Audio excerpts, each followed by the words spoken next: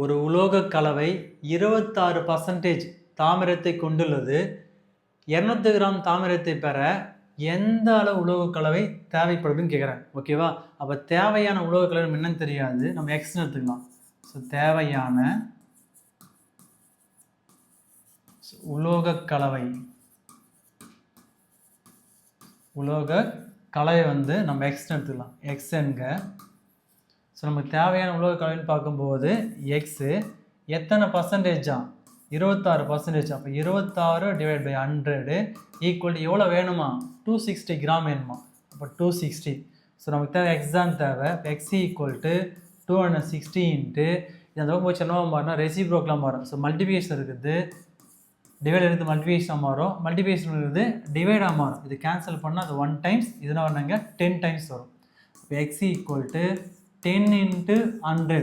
So இதை multiply பண்ணால் X equal to 1000. அப்போ 1000 கிராம் தேவைப்படும். அப்போது ஆப்ஷன் பார்க்கும்போது ஏ.